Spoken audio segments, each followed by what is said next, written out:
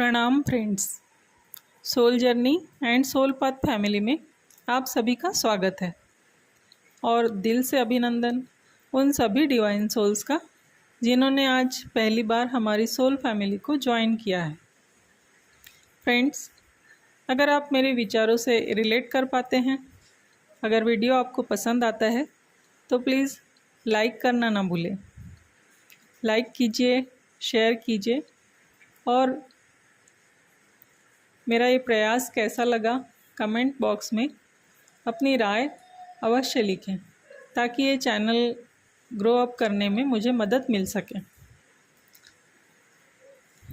कर्म मतलब वो व्यवहार जो एक व्यक्ति अन्य किसी भी दूसरे व्यक्ति या किसी और प्राणी के साथ करता हो, उसे ही हम कर्मा कहते हैं।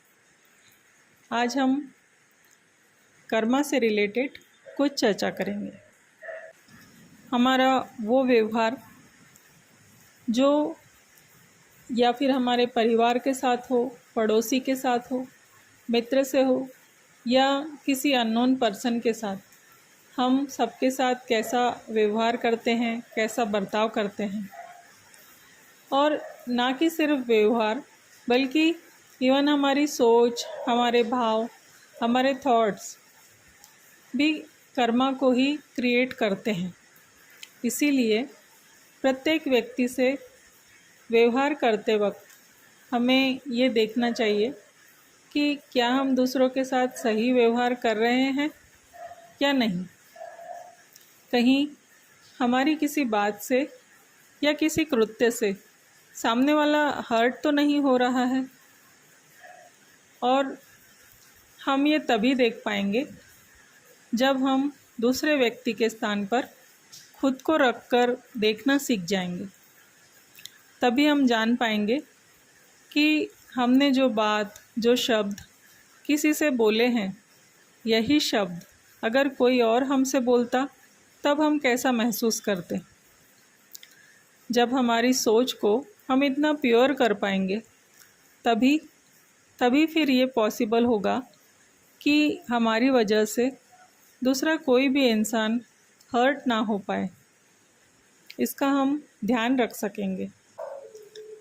फ्रेंड्स, कभी कभी हमारे सामने ऐसी परिस्थितियां आ जाती है कि किसी एक की खुशी कभी कभी दूसरों के दुख का कारण बन जाती है।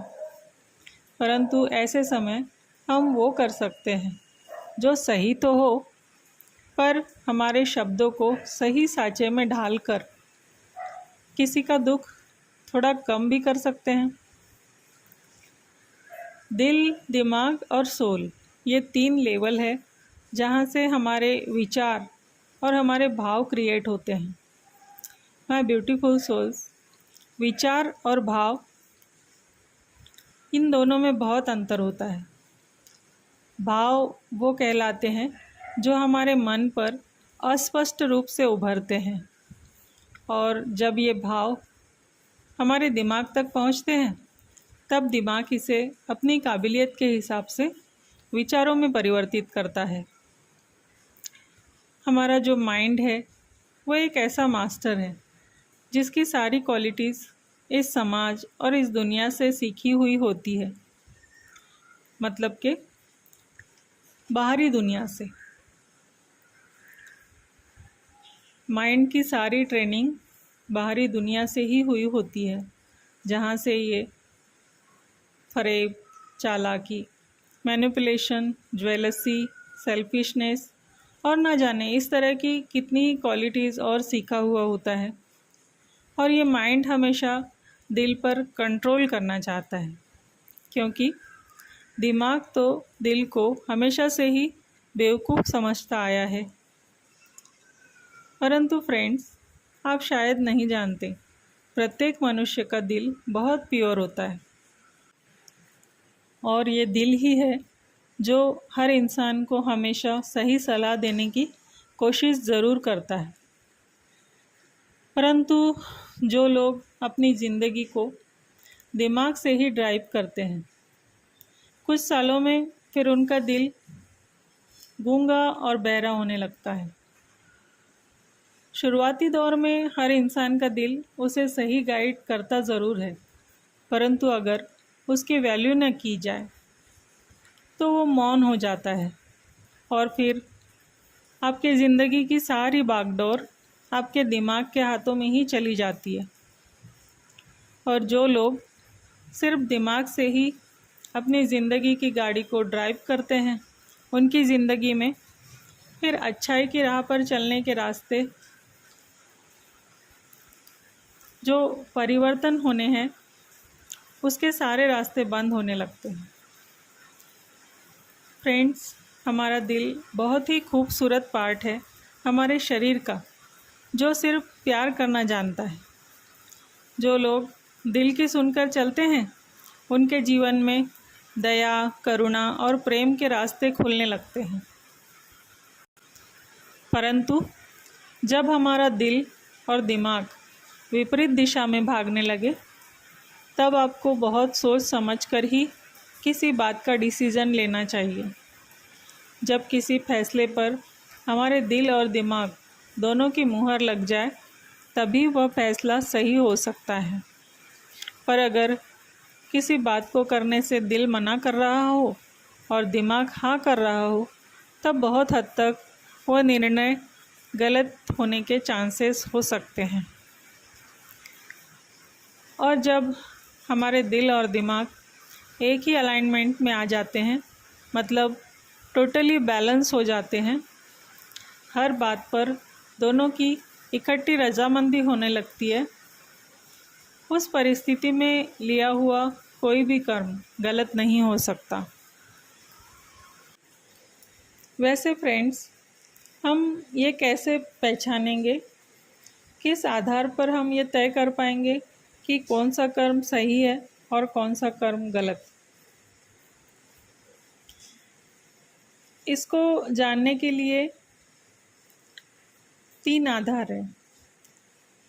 जैसे जिस काम को करने में हमें भय लगता हो, लज्जा और संकोच, ये तीनों एक साथ महसूस होते हो, वो कर्म बहुत हद तक गलत हो सकता है। परंतु जब तक हमें सही ज्ञान न हो, कोई कर्म किसी को सही और किसी को गलत लग सकता है, क्योंकि हर व्यक्ति की सही और गलत की परिभाषा अपनी अपनी बुद्धि के अनुसार अलग अलग हो सकती है। वैसे हमारे समाज की दृष्टि से अगर देखा जाए तो रोज़ पूजा करना या दान करना, इसे अच्छा कर्म माना गया है। परंतु सिर्फ इतना करने से नहीं चलता, उसके पीछे की अपनी सोच क्या है ये पहले देखना ज़रूरी होता है। क्योंकि अगर कोई व्यक्ति करोड़ों का दान कर रहा हो पर उसकी सोच में अपनी तारीफ करने के भाव हो और अपना नाम बड़ा करने की इच्छा हो, अगर इसीलिए सिर्फ दान करते हो, किसी की मदद करते हो क्योंकि सिर्फ लोगों की नज़रों में अच्छा दिखे, ऐसी सोच रखकर जो भी अच्छे होने का नाटक करते हैं, पर अगर वास्तविकता में कोई भूखा प्यासा सामने आ जाए तब उसके हृदय में करुणा ना जागे, तो ऐसे व्यक्ति के किए हुए सारे अच्छे कर्म व्यर्थ है। इस दुनिया को दिखाने के लिए या इस दुनिया में अपना नाम हो या मरने के बाद हमें स्वर्ग मिले, इन सारे उद्देश्यों से किए गए काम अच्छे दिखाई तो देते हैं पर वो काउंट नहीं हो पाते, क्योंकि वो अच्छे कृत्य ज़रूर है पर अच्छे कर्म नहीं। क्योंकि अगर आप चाहते हो कि हमसे अच्छे कर्म हो तो सबसे पहले अपने विचारों को बदलना होगा, वो ज़रूरी है। जब हमारी सोच, हमारे भाव अच्छे होंगे, निस्वार्थ होंगे, तभी हमारे द्वारा किए हुए कर्म अच्छे घटित हो सकते हैं, अन्यथा नहीं। जब हमारा पूरा ध्यान दूसरों ने कहाँ और क्या गलत किया ये ना देखते हुए हमने कहाँ और क्या गलत किया, हमसे कहाँ क्या गलती हुई, इस पर जाने लगेगा। हम दूसरों में खामियां न ढूंढते हुए अपनी खामियों पर ध्यान देने लगेंगे। हम अपने द्वारा किए हुए व्यवहार में अगर गलती निकाल पाए तभी सही मायने में ये हो सकता है कि हमारे द्वारा कभी कोई गलत कर्म ना हो। फ्रेंड्स, कर्म तो तभी अच्छे हो सकते हैं ना जब हमारा आचरण सही हो, और हमारा आचरण तब सही होगा जब हमारे विचार सही दिशा में हो, और विचार तभी शुद्ध होंगे जब हमारे भाव शुद्ध हो। तो अल्टीमेटली सबसे ज़्यादा और सबसे पहले हमारे भावों पर हमें दृष्टि रखनी होगी। बहुत मुश्किल नहीं है, पर हाँ बहुत आसान भी नहीं है, पर अभ्यास से, निरंतर अभ्यास से ऐसा कर पाना आसान हो सकता है। और फ्रेंड्स, एक बार अगर आपको इस बात का अभ्यास हो गया तो कर्मों का गणित समझ पाना हर मनुष्य के लिए आसान हो जाएगा। वैसे तो इस धरती पर सभी मनुष्यों के कर्मों का हिसाब किताब शनिदेव ही रखते हैं। वे ही प्रत्येक मनुष्य को उनके कर्मों के अनुसार फल प्रदान करते हैं। तभी तो प्रत्येक मनुष्य के जीवन में जो साढ़े साती आती है, तब हमारे अच्छे या बुरे कर्मों के आधार पर हमें हमारा फल मिलता है। फ्रेंड्स, साढ़े साती हमेशा या हर व्यक्ति के लिए बुरी नहीं होती।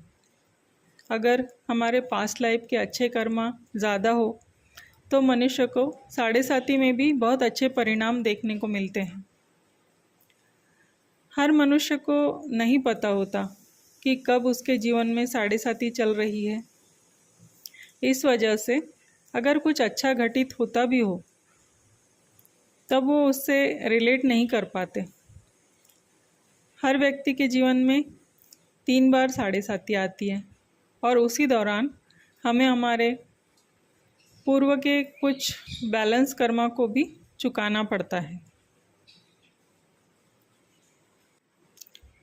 अगर कॉन्शियसली सभी के प्रति मन में प्रेम रखा जाए, करुणा रखी जाए, और कभी किसी का बुरा नहीं चाहा, हमेशा सबकी मदद करने के भाव रखेंगे, तो आप देखोगे कि आपके साथ भी अच्छा ही होगा। आपको भी समय बढ़ने पर अपने आप कहीं से भी मदद मिलने लगेगी। हाँ, कभी कभी किसी के जीवन में ऐसा भी होता है, जैसे कोई कहते हैं कि यार मैं तो कभी किसी का कुछ गलत नहीं करता, पर पता नहीं मेरे साथ ऐसा क्यों हो गया। तो फ्रेंड्स, कभी कभी हमें अपने पास्ट लाइफ के बैलेंस कर्मा को भी पे करना पड़ जाता है। इसीलिए भले ही हमने इस लाइफ में कुछ बुरा ना किया हो, किसी का कुछ गलत ना सोचा हो, फिर भी हमें कुछ गलत फेस करना पड़ जाता है। पर इससे विचलित होने की ज़रूरत नहीं है। बस मन में ये विश्वास पक्का होना चाहिए कि अच्छाई का फल हमेशा अच्छा ही होगा, और बुराई का फल हमेशा बुरा ही होता है। पर ये जानते हुए भी कितने लोग अपने कर्मों के प्रति अवेयर रह पाते हैं। फ्रेंड्स, सिर्फ कर्मफलदाता से डर कर नहीं चलेगा। हमें अपने ही कर्म ऐसे करने पड़ेंगे कि हमें उसके परिणामों का कोई डर ही ना रहे। इसलिए हमेशा अपने लिए सही राह चुनिए, जिससे आपका जीवन अपने आप ही स्वर्ग बन जाएगा। आज बस इतना ही। आप सभी के भीतर छुपे हुए परमात्मा को मेरा नमन। फ्रेंड्स, किसी किसी को ये ज़रूर लगता होगा कि ये सब तो हमें भी पता है, फिर मैं आपको ये सब क्यों बता रही हूँ। तो फ्रेंड्स, बहुत सारी बातें हम जानते तो हैं पर मानते नहीं हैं। उस पर कभी गहन चिंतन नहीं करते, क्योंकि हम एक जैसी लाइफ जीने के आदी हो चुके हैं। बस पैसा कमाना, खाना पीना और ऐश करना। हम अपने कंफर्ट जोन से कभी हटके कुछ सोचना ही नहीं चाहते। पर मेरी बातों पर एक बार प्लीज़ सोचिए। और बस इसीलिए ही ये बार बार का प्रयास। ओम नमः शिवाय। ओम शांति।